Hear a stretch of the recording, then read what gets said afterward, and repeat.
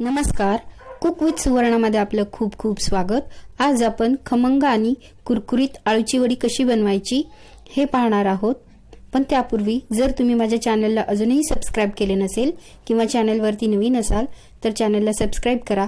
नवीन अपडेटसाठी bell icon press करा। Video आवडल्यास लाईक, शेअर आणि कमेंट करायला विसरू नका। पाहूया खमंग आणि कुरकुरीत आळूची वडी। वड्या बनवण्यासाठी इथे मी 2 गड्ड्या आळूची पानं घेतलेली आहेत। एका गड्डीमध्ये 5 पानं आहेत साधारणतः। तर ही मी स्वच्छ धुवून घेतलेली आहेत पानं आणि याचे देठ पण काढून घेतलेले आहेत। तर शक्यतो काळ्या देठाचे जे आळू असतात तीच पानं आपल्याला वापरायची आहेत। इथे मी अगोदर चाकूने शिरा काढून घेतलेली आहे।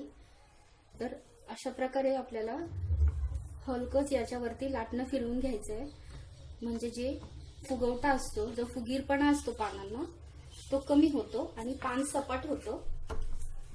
पानं मी तासभर पाण्यामध्ये भिजत ठेवली होती अगोदर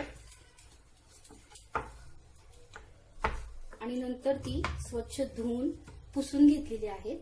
त्याच्या शिरा काढल्यात, देठ पण काढून घेतलेत। आता हे लाटण्याने असं प्रेस करून घेतलेलं आहे। याचप्रमाणे सर्व पानं आपण करून घेणार आहोत। तर इथे मी सर्व पानांचे असं लाटण्याने प्रेस करून घेतलेलं आहे।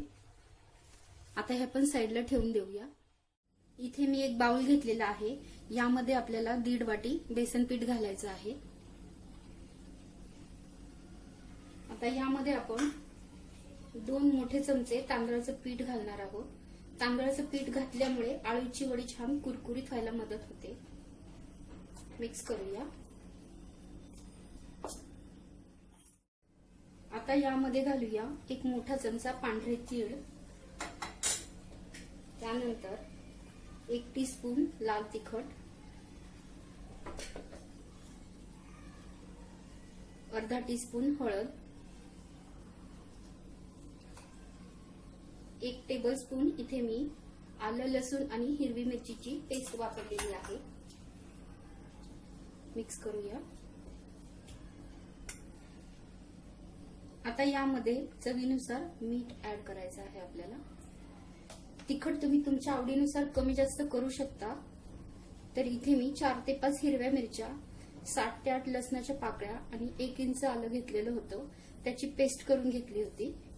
जाडसर पेस्ट केलेली आहे, खूप बारीक नाही केलेली। हे सर्व आता व्यवस्थित मिक्स करायचंय। आता इथे मी चिंच आणि गुळाचं मिश्रण घेतलेलं आहे। चिंचेचा आणि गुळाचा कोळ करून घेतलेला आहे। 1 चमचा चिंच आणि 1 चमचा गुळ असं मी वापरलं होतं। गरम पाण्यामध्ये भिजत घातलं होतं, त्यानंतर व्यवस्थित मॅश करून घेतलेलं आहे आणि गाळून घेतलेलं आहे। तर हे इथे मी 4 चमचे इथे वापरतेय। व्यवस्थित हलवून घेऊया। चिंचेमुळे काय होतं की जर पानं खाजरी असतील तर त्याचा खाजरेपणा कमी होतो, पण इथे आपली पानं पण चांगली आहेत। काळ्या देठाची पानं आपण वापरलेली आहेत, ती पानं खाजरी नसतात। आता गरजेनुसार यामध्ये पाणी मिक्स करायचंय आणि याचं थिक बॅटर आपल्याला बनवायचंय, पातळ करायचं नाहीये। थोडं थोडं पाणी आपल्याला ऍड करायचंय, म्हणजे आपल्याला परफेक्ट याची कन्सिस्टन्सी मिळेल। खूप पातळ होणार नाही हे मिश्रण।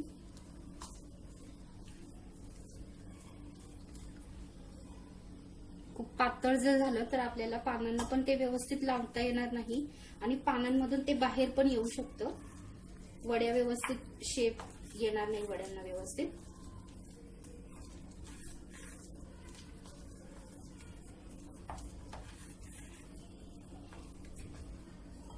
अगदी थोडंसं 1 ते 2 चमचे घालतीये मी पाणी आता यामध्ये, पुरेसं होईल एवढंसं।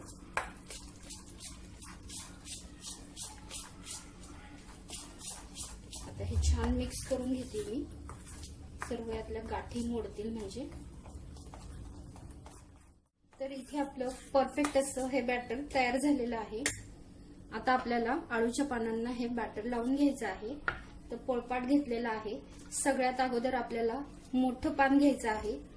पानं ही मोठी छोटी असतात, त्यामुळे सुरुवातीला फक्त मोठं पान घ्यायचं आपल्याला। त्यावरती आपल्याला 1 चमचाभर मिश्रण घालायचंय। शक्यतो हे हातानेच पसरवून घ्यायचंय, पण जर तुम्हाला जमत नसेल तर तुम्ही चमच्याने पण पसरवू शकता। सर्व बाजूला व्यवस्थित लावून घ्यायचंय मिश्रण।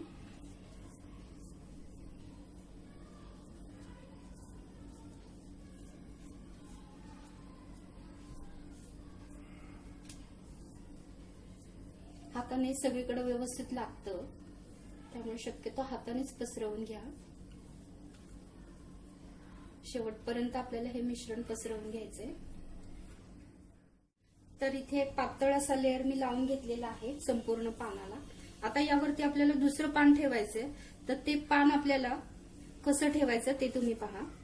आता या साईडला 2 टोकं आहेत पानाची, तर आपल्याला उलट्या दिशेने याची 2 टोकं करायची, वरच्या साईडला 1 टोक करायचंय आणि पानाची जी शिराची बाजू आहे ती वरती ठेवायची आहे। सेम पद्धतीने आपल्याला पुन्हा यावरती हे मिश्रण घालायचं आहे बेसनाचं, जे आपण बॅटर बनवून घेतलेलं आहे ते परत व्यवस्थित हाताने स्प्रेड करून घ्यायचंय, सर्व बाजूला लावून घ्यायचंय। अशाच पद्धतीने आपण याची लेयर्स बनवणार आहोत। साधारणतः आपण 4 ते 5 पानं एका वळीसाठी वापरणार आहोत। दुसऱ्या पानाला पॅटर्न लावून झालेला आहे। आता आपल्याला तिसरं पान ठेवायचंय, तर ज्याप्रमाणे आपण पहिलं पान ठेवलं होतं त्याचप्रमाणे हे पान ठेवायचंय, म्हणजे क्रॉस करत आपल्याला ठेवायचंय अशा पद्धतीने। आणि यावरती पुन्हा बॅटर लावायचंय, म्हणजे आपल्याला वडीचा आकार व्यवस्थित देता येतो। तर ही पानं आपण सर्व व्यवस्थित पानांना लावून घेऊया। तर इथे मी 5 पानांना लावून घेणार आहे, 5 पानांचा लेअर मी बनवणार आहे। तर इथे आपल्या सर्व पानांना हे मिश्रण लावून झालेलं आहे। आता आपल्याला अशा प्रकारे हे पानं फोल्ड करत जायची आहे, व्यवस्थित दाब द्यायचा आहे, म्हणजे मिश्रण व्यवस्थित चिकटेल पानांना। आता जिथे शेवट होतोय तिथे थोडंसं आपल्याला या मिश्रणाचं साधारणतः अर्धा चमचा लावायचा आहे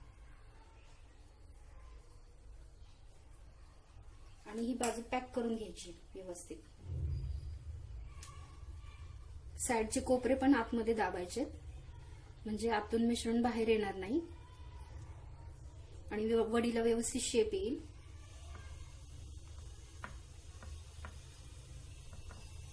तर हे आता व्यवस्थित पॅक झालेलं आहे। उचलून दाखवते तुम्हाला, बघा कुठूनही वडी सुटलेली नाहीये, अशा प्रकारे पॅक झालेलं आहे हे। आता एका प्लेटमध्ये मी हे ठेवते, याचप्रमाणे दुसरा पण रोल मी बनवून घेते। इथे आपले दोनही रोल बनवून तयार झालेले आहेत। आता आपल्याला हे वाफवून घ्यायचे आहेत। तर इथे मी एक चाळणी घेतलेली आहे, त्याला तेल लावून घेतलेलं आहे सर्व बाजूंनी व्यवस्थित। त्यामध्ये मी हे रोल ठेवत आहे, थोडंसं अंतर ठेवते म्हणजे चिकटणार नाही रोल एकमेकांना। गॅसवर मी एक मोठं पातेलं ठेवलेलं आहे, त्यामध्ये 2 ग्लास पाणी उकळण्यासाठी ठेवलेलं आहे। पाण्याला उकळी आलेली आहे, तर या पातेल्यामध्ये ही चाळणी व्यवस्थित फिट होते, त्यामध्ये मी ही चाळणी ठेवते। आता यावरती झाकण ठेवायचं आहे आणि मीडियम गॅसवरती 15 ते 20 मिनिटे आपल्याला या वड्या उकडून घ्यायच्या आहेत। 15 ते 20 मिनिटे हे रोल मी उकडून घेतलेले आहेत, व्यवस्थित शिजलेले आहेत आता हे, आणि मी थंड पण करून घेतलेले आहेत। आता आपल्याला हे कट करून घ्यायचे आहेत। गरम असताना वड्या कट करायच्या नाही, नाहीतर त्या मोडतात। साधारणतः 1 सेंटीमीटर जाडीचे आपल्याला वड्या कट करून घ्यायच्या आहेत।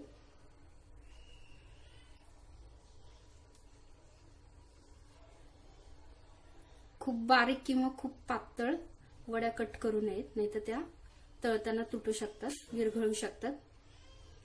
जर बारीक वड्या कट केल्या तर तेलात विरघळू शकतात। अशा पद्धतीने आपल्याला 1 सेंटीमीटर जाडीच्या वड्या कट करून घ्यायच्या आहेत।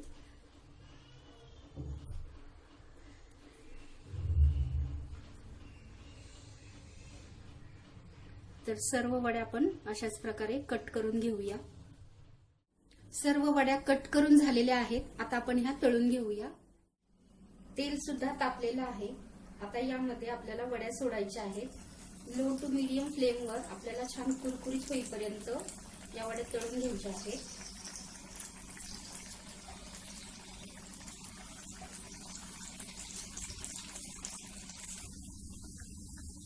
दोन ते 3 मिनिटांनी याची साईड चेंज करायची आपल्याला.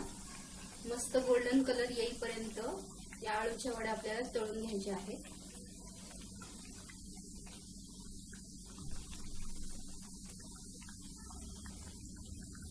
दुसऱ्या साईडने पण आपण 2 ते 3 मिनिटे छान गोल्डन कलर येईपर्यंत ही आळूची वडी तळून घेतलेली आहे.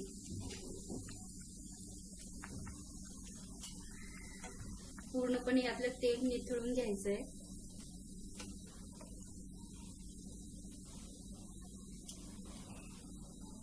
अशा प्रकारे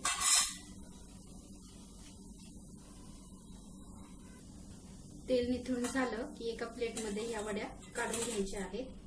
याच पद्धतीने लो टू मीडियम फ्लेम वरती उरलेल्या सर्व वड्या आपण तळून घेऊया. एका वेळेस खूप जास्त वड्या घालायच्या नाहीये. सेम पद्धतीने सर्व वड्या तळून घेऊया. सर्व आळू वड्या तळून तयार झालेल्या आहेत. या आळू वड्या तुम्ही शॅलो फ्राय पण करू शकता जर तुम्हाला आवडत असतील तर पहा इथे किती मस्त लेयर्स आलेले आहेत आळू वडीला. तर अशा प्रकारे आळू वडी तुम्ही एकदा नक्की बनवून पहा. व्हिडिओ आवडल्यास लाईक, शेअर आणि कमेंट करायला विसरू नका. पुन्हा भेटूया अशाच एका नवीन रेसिपी सोबत. तोपर्यंत बाय बाय.